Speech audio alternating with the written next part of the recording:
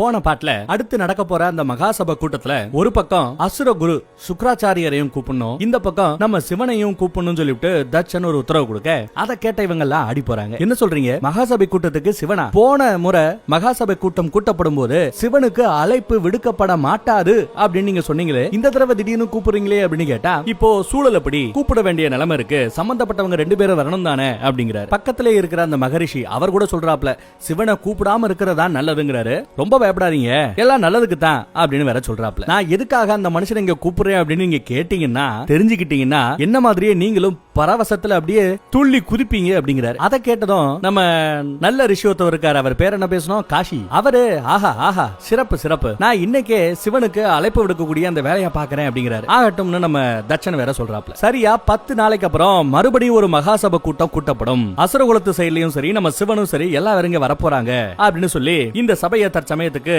தற்காலிகமா க்ளோஸ் பண்ணி வைக்கிறாப்ல நம்ம தட்சன். அந்த பக்கம் பார்த்தா நம்ம சந்திரனோட மூத்த தாரம் ரோஹிணி அக்கா மகளோட சேர்ந்து வந்துகிட்டு இருக்கா. எல்லாம் ஒண்ணா வந்துகிட்டு இருக்காங்க. சந்திரனை பத்தி பேசிதான் ஓட்டிக்கிட்டு இருக்காங்க. இன்னும் அந்த மகாசபை முடியலையான்னு விசாரிச்சுக்கிட்டு இருக்க. அதே சமயம் அங்க நம்ம காசி வராரு. என்ன மகாசபை முடிஞ்சிருச்சா அப்படின்னு கேட்க, முடிஞ்சிருச்சுன்னு சொன்ன செகண்ட்ல அப்படியா, அப்ப நான் உடனே சந்திரனை என் புருஷனை பார்க்க போறேன்னு சொல்லிட்டு ரோஹிணி அங்க வந்து ஓடி போறா. சரி போ போ அப்படின்னு விட்டுறாங்க. அப்புறம் இந்த மாதிரி சிவனை அடுத்து நடக்க போற அந்த மகாசபை கூட்டத்துக்கு உங்க அப்பா கூட்டி இருக்காரு அப்படின்னு சொல்ல அதை கேட்ட இந்த பொண்ணுங்களுக்கு ஷாக்கு. என்ன சிவனை கூப்பிட்டு இருக்காங்களா? ஏற்கனவே அவர் ஒரு தடவை வந்து போனப்பதான் நமக்கு ஏகப்பட்ட பஞ்சாயத்தை ஃபேஸ் பண்ணோம். இப்போ மறுபடியும் சிவன் இங்க வர போறாரா? ஐயோ அப்படின்னு பேசிட்டு இருக்கும்போது தூரத்துல இருந்து நம்ம சதி வந்துகிட்டு இருக்காங்க. சதியை பார்த்ததும் ஐயோ சிவன் வர மேட்டர் எல்லாம் தேவையில்லாம சதி கிட்ட சொல்ல வேண்டாம், அவ கொஞ்சம் வருத்தப்படுவா, அந்த மேட்டரை பத்தி அவகிட்ட பேசாம இருக்கிறதா நல்லது அப்படிங்கிற மாதிரி சொல்ல நம்ம காசியும் சரி ஓகே அப்படின்னு ஃப்ரீயா விட்டுறாரு. அதுக்கப்புறம் மகாசபை கூட்டத்துக்கு வந்த இந்திரன்ல இருந்து ஒவ்வொரு ஆளா வெளியில கிளம்பிக்கிட்டு இருக்காங்க. எல்லாரையும் நல்லபடியா பேசி இவங்க அனுப்பி வச்சுக்கிட்டு இருக்காங்க. அந்த வகையில நம்ம சந்திரனும் நான் கிளம்புறேன் அப்படின்னு கிளம்ப போற சமயம் நம்ம சதி இல்ல என்ன அவசரம், வசந்த கால விழா இன்னும் சில நாட்கள்ல நடக்க போகுதே, மகாசபை கூட்ட சம்பந்தமா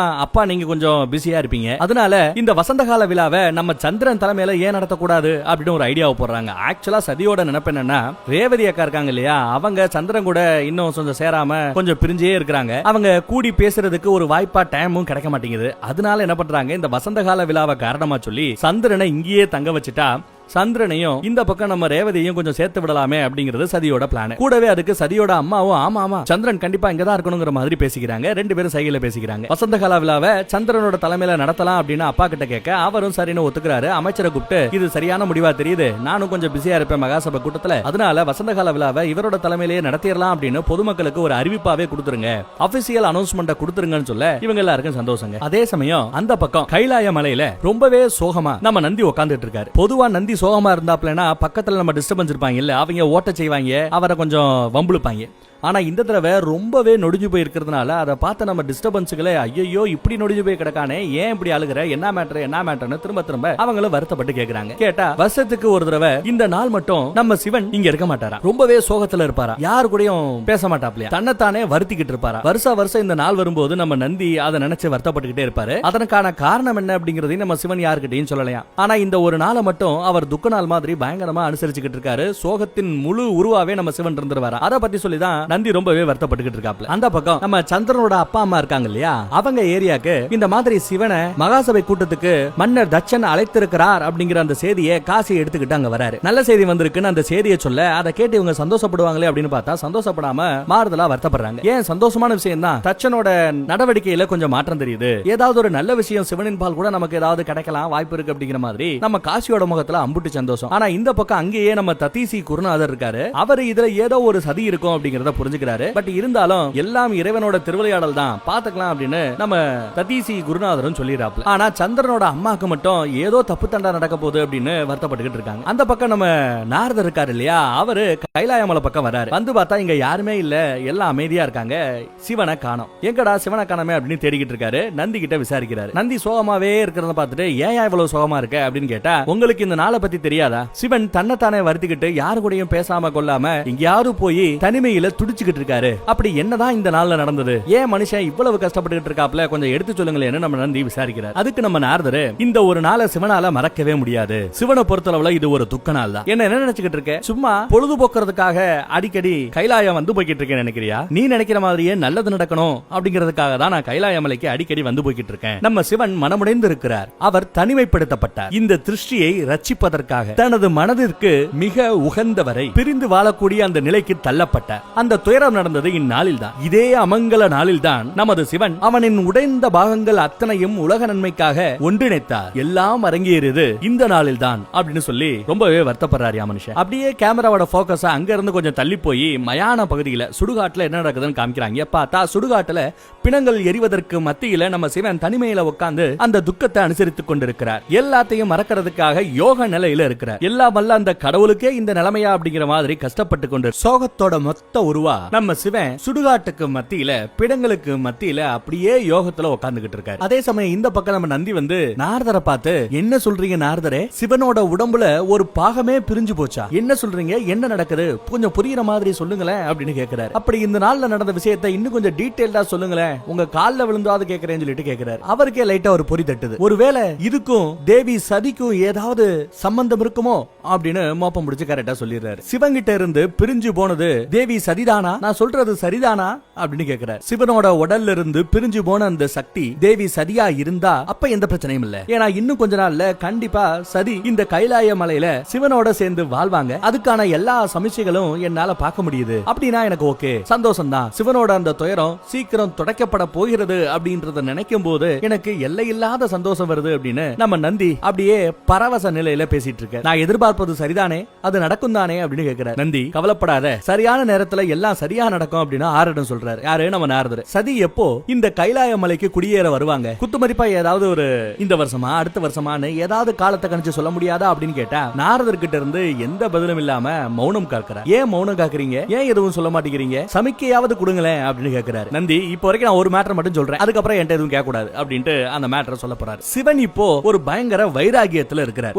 ஒரு முரட்டு வைராகியத்துல இருக்காப்ல. அந்த வைராகியத்தை குறைச்சு சிவனுக்கு கல்யாணம் பண்ணி வைக்கணும் அப்படின்னு எல்லாம் அல்ல நம்ம மகாவிஷ்ணுவே முடிவு பண்ணிட்டார். என் கடவுள் தினந்தனம் நாராயணா நாராயணா நாராயணா நாராயணா அப்படின்னு நான் கும்பிட்டு இருக்கேன். அந்த நாராயணனோட விருப்பமே அதுதான் தெரிஞ்சதுக்கு அப்புறம் அவரோட சிஷியனை நான் சும்மா இருப்பனா, அதுக்காக தான் எல்லா இடத்துலயும் அலன்னு அலைஞ்சு எல்லாம் கைகூடும் வர நான் கைவிட போறது இல்ல. சிவனுக்கு எல்லாம் சிறப்பா அமையும், அதற்கான வேலைகள் எல்லாத்தையும் நானும் எல்லாம் அல்ல அந்த விஷ்ணுவும் செஞ்சுக்கிட்டு இருக்காரு, நல்லதே நடக்கும் அப்படிங்கிறார். நீங்க உங்களோட கடவுளை பத்தி கரெக்டா சொல்றீங்க, அதே மாதிரி எனக்கு ஏன் கடவுளை பத்தி தெரியும். யார பத்தி? சிவனை பத்தி எனக்கு தெரியும். அவர் ரொம்ப வைராகியக்காரரு. அவர் அந்த வைராகியத்தை விட மறுத்தா இன்னும் தூக்கி பிடிச்சுக்கிட்டு எனக்கு வைராகியம் தான் முக்கியம் சொல்லிட்டு அப்படியே முக்கிக்கிட்டு இருந்தா எத்தனை வருஷம் அவர் அப்படியே இருப்பாரோ, எத்தனை வருஷம் இன்னும் தனிமையில கஷ்டப்படுவாரோ அப்படின்னு சொல்லி நந்தி வருத்தப்படுறார். அதெல்லாம் கவலைப்படாத Nandu, all is well, don't worry அப்படிங்கறாப்ல நம்ம நாரதர். அது மட்டும் இல்லாம கீழே நம்ம தக்ஷனோட நாட்டுல வசந்தகால விழா நடக்க போகுது. அந்த விழால ஜம்முன்னு நம்ம சிவனை அங்க போய் உட்கார வைக்க போறோம். வசந்தகால விழால பங்கெடுக்கிற எல்லாருக்கும் வசந்தமான நிகழ்வுகள் தான் நடக்கும் அப்படிங்கிறது ஐதீகம். அந்த வகையில நம்ம சிவனுக்கும் எல்லாம் வசந்த காலமாவே இருந்துட்டு போட்டுமே, நாம எப்பாடுபட்டாவது சிவனை சுடுகாட்டிலையும் மயானத்திலையும் நடுவுல இப்படி புரண்டு தெரிகிற நம்ம சிவனை எப்படியாவது வசந்த கால விழால மத்தியில உட்கார வைக்கணும், அதற்கான முயற்சியில நம்ம ஈடுபடணும் அப்படின்னு நாரதரும் நந்தியும் சேர்ந்து ஸ்கெட்ச் போடுறாங்க. அப்படியே அங்க இருந்து தட்சனோட அரண்மனையில என்ன நடக்குதுன்னு ஒரு எட்டு பார்ப்போம். ரோகிணி விடாம சந்திரனை ஒட்டிக்கிட்டே இருக்கிறத பத்தி கூட இருக்கிற சகோதரிகள் ஓட்டிக்கிட்டு இருக்காங்க. அப்படியே பேசிட்டு இருக்கும்போது அந்த பேச்சு வழக்கிலேயே, ஏமா ரோகிணி இப்படியே சந்திரன் கூட ஒட்டிக்கிட்டே இருந்தேன்னா உன் தங்கச்சி ரேவதிக்கு கொஞ்சம் டைம் கிடைக்குமா வேணாமா, புருஷன் கூட கொஞ்சம் டைம் ஸ்பெண்ட் பண்ணணும்னு அந்த பொண்ணுக்கும் கொஞ்சம் தோணாதா, கொஞ்சம் கேப் விடுமா அப்படின்றாங்க. அதுக்கு வெள்ளந்தியா நம்ம ரோகிணி சிரிக்கிறாங்களே ஒழிய இந்த பக்கம் ரேவதி படுற கஷ்டம் ரோகிணிக்கு தெரியவே இல்லை.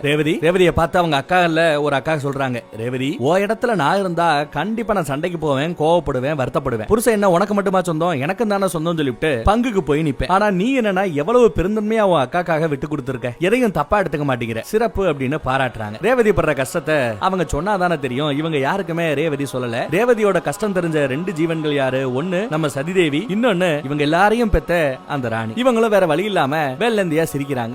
அங்க பார்த்து நம்ம சதிதேவி ரேவதிய சைகை பண்றாங்க. சும்மா இந்த பக்கமே நிக்காம நீயும் போய் சந்திரனை ஒட்னாப்ல போய் நில்லு அப்படின்னு வாண்டடா ரேவதியை கொண்டு வந்து சந்திரன் பக்கத்துல நிக்க வைக்கிறாங்க நம்ம சதிதேவி. அப்பையும் சந்திரன் அந்த பக்கம் திரும்பாம இந்த பக்கம் ரோகிணியவே பார்த்து பேசிட்டு இருக்காங்க. சும்மா கடமைக்கு ஒரு பார்வை ரேவதியை பார்த்துட்டு அதுக்கப்புறம் முழுக்க ரோகிணியை பார்த்தே பேசிட்டு இருக்காப்ல. மறுபடியும் கவலை தான். அதே கவலையோட சதிதேவி திரும்பி அவங்க அம்மாவை பாக்குறாங்க. அதே சமயம் தட்ச மகாராஜா அவைக்கு வருகிறார் அப்படின்னு ஒரு அனௌன்ஸ்மெண்ட் வருது. நம்ம ஆளு வந்து சிம்மாசனத்துல உட்கார்றாரு. வந்தவரு நம்ம சந்திரனை மேல வர சொல்லி கூப்பிடுறாரு. உடனே சந்திரன் மூத்த தரமான ரோகிணியை கூட்டிக்கிட்டு அப்படியே கிளம்பும் போது நடுவுல நம்ம சதி புகுந்து ரேவதி போமா, நீ உன் புருஷனை கூட்டிட்டு மேல போ அப்படின்னு சும்மா யதார்த்தமா சொல்றாங்க. இப்போ உங்களை கூட்டு கௌரவப்படுத்த போறாங்க, வரவேற்க போறாங்க. வயசு வித்தியாசத்துல பார்த்தா அடங்கொன்னியா நாம நினைச்சுக்கிட்டு இருந்தோம் ரோகிணி மூத்த தாரங்கிறதுனால ரோகிணி தான் வயசுல மூத்தவங்களா இருப்பாங்களோ அப்படின்னு நம்ம நினைச்சோம். ஆக்சுவலா பார்த்தா ரேவதி தாங்க வயசுல மூத்தவளா ரோகிணியை விட. சோ வயசு வித்தியாசத்துல மூத்தவளான உனக்கு தான் முதலுரிமை, நீ சந்திரன் கூட போ அப்படின்னு சொல்லி ரேவதிய வாண்டடா அனுப்புறாங்க கூட. அப்போன்னு பார்த்து சும்மா இல்லாம நம்ம ரோகிணி அதிகாரமும் வரவேற்பும் புகழ்ச்சியும் இது எல்லாமே வயசின் அடிப்படையில் தானா, ஏன் தங்கச்சிக்கு எதுவும் கிடைக்க கூடாதா, நானும் தான் வருவேன் அப்படின்னு சொல்றாரு. யாரு? ரோகிணி சொல்றாங்க. அப்படி சபையில மத்தியில சொன்னதுனால ரேவதி அமைதியா நின்னுட்டாங்க. அப்போ மேல இருந்து நம்ம மகாராஜா பேசுறார். இளையவள் அப்படிங்கறதுனால உனக்கு அதிகாரம் இல்லாம இல்ல, எல்லாத்துலயும் உனக்கும் பங்குண்டு அப்படின்னு சொல்ல இவங்க சந்தோஷப்படுறாங்க. சபைக்கு மத்தியில நீ வேற ஆசைப்பட்டு கேட்டுட்ட, பரவாயில்ல வா, எனக்கு ரேவதி மேல நம்பிக்கை இருக்கு, இந்த மாதிரி விஷயத்துல அவளுக்கு ஒன்னும் பெருசா ஆர்வம் இல்ல, விட்டு கொடுப்பான்னு எனக்கு தெரியும் அப்படின்னு சொல்ல இதுக்கப்புறம் ரேவதியால என்ன பண்ண முடியும், சும்மா ஒரு புன்னகையை போட்டுட்டு அங்கேயே நின்னுறாங்க. சோ சந்திரனும் ரோகிணியும் போய் அந்த வரவேற்ப அந்த கௌரவத்தை அவங்க அனுபவிக்கிறாங்க. ரேவதி சோகத்தின் மொத்த உருவமா அப்படியே கீழே நின்னு அத பாத்துக்கிட்டு இருக்கா. அப்புறம் மகாராஜா சொற்பொழிவு ஆத்த ஆரம்பிக்கிறார். இந்த மாதிரி எனக்கு மகாசபை கூட்டம் ரொம்ப முக்கியமான வேலைகள்லாம் இருக்குங்கிறதுனால என்னால இந்த வசந்த கால விழால பங்கெடுக்க முடியாது, அதனால எனக்கு பதிலா ஏன் இடத்துல இருந்து இந்த எல்லா வேலையும் பாத்துக்க போறவரு சாட்சாத் நம்ம சந்திரன் தான் அப்படின்னு எடுத்து சொல்றாரு. என்ன எல்லாருக்கும் சந்தோஷம் தானே அப்படின்னு கேட்டா எல்லாரும் சிரிச்ச வாக்குல இருக்க. சரி எல்லாரும் சிரிக்கிறாங்க, சந்தோஷமா இருக்காங்க,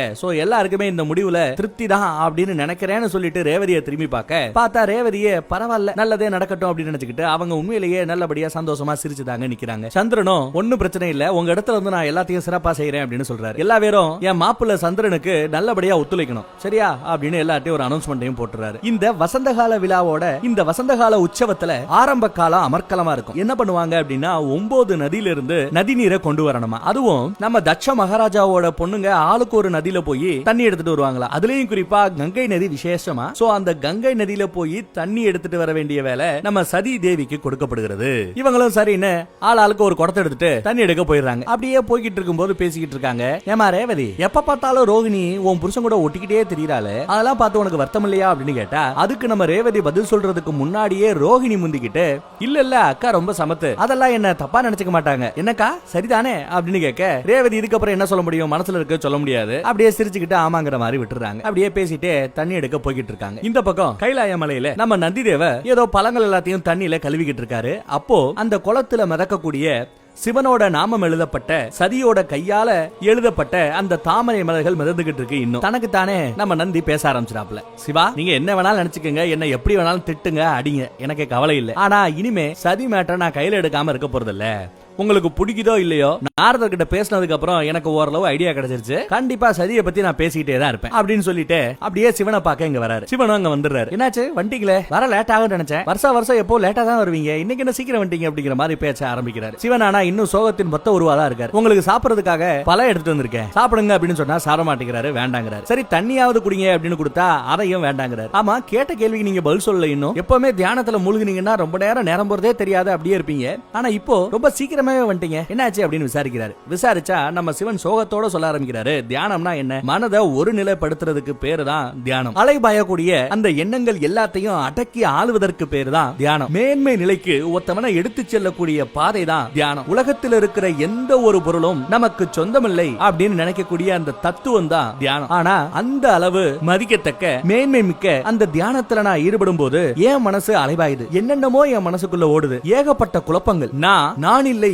என்று உணர்ந்து அப்படிங்கிற மாதிரி பேச ஆரம்பிக்கிறார். அப்ப நம்ம நந்தி என்ன சொல்றீங்க, இந்த உலகத்துக்கே அதிபதி நீங்க, உங்களுக்கு தெரியாத ஒண்ணும் இல்லையே, அப்புறமும் எதற்காக இந்த சஞ்சலம் அப்படின்னு கேட்கிறார். எனக்கு சர்வேஸ்வரர் அப்படின்னு பேரு உண்டு, ஆதிநாதர் அப்படிங்கிற பேரும் உண்டு, இது எல்லாம் பக்தர்களான நீங்க எனக்கு வச்ச பேரு. சர்வேஸ்வரன் என்ன கூப்பிடுறீங்களே, அதோட அர்த்தம் என்ன, சர்வத்தையும் நடத்துறது நான் தான் அப்படிங்கறதா அந்த அர்த்தம். அதுவே அவமானம் இல்லையா, அதுவே கர்வம் இல்லையா, சர்வமும் நான் அப்படின்னு கர்வத்தோட சொன்னா அதுவும் கர்வம் தானே அப்படிங்கிறாரு நம்ம சிவன். என்கிட்ட அகங்காரம் கிடையாது, அகங்காரம் இல்லாத என்னால எப்படி சர்வமும் எனதுன்னு சொல்ல முடியும் அப்படின்னு கொஞ்சம் புரியாத பாஷையிலேயே மனுஷன் பேசுறாரியா. சிவா, இன்னைக்கு ஒரு நல்ல விஷயம் நடந்தது, இந்த ஒரு நாள்ல நீங்க ஏன் சோகமா இருக்கீங்க அந்த மேட்டர் எனக்கு தெரிஞ்சு போச்சு அப்படின்னு சந்தோஷமா சொல்றாரு நம்ம நந்தி. ஆமா, நாரதர் என்கிட்ட எல்லாத்தையும் சொல்லிட்டாரு, இதே நாள்ல தானே உங்க உடம்புல இருந்து ஒரு சக்தி பிரிஞ்சு போச்சு அப்படின்னு பேச ஆரம்பிக்கிறவங்க நிறுத்து அப்படின்னு நம்ம சிவன் ஒரு சத்தத்தை போட சிவனோட அந்த கோபத்தை பார்த்து அப்படியே நந்தி மிரண்டு போய் கையில இருந்த சாப்பாடு எல்லாத்தையும் கீழே கொட்டிடுறாரு. நீங்க நினைக்கிற மாதிரி அதுவும் நடக்காது, ஏதோ என்னோட நலத்தை கருதி எல்லாரும் முயற்சி பண்றீங்களேன்னு சொல்லிட்டு நான் ஒன்னும் பெருசா கேட்டுக்காம கண்டுக்காம இருக்கேன். நடப்பது அனைத்தும் வெறும் முயற்சிகள் மட்டும்தான், எதுவும் எனது வைராக்கியத்தை குலைத்து விடாது, எனது தவத்தை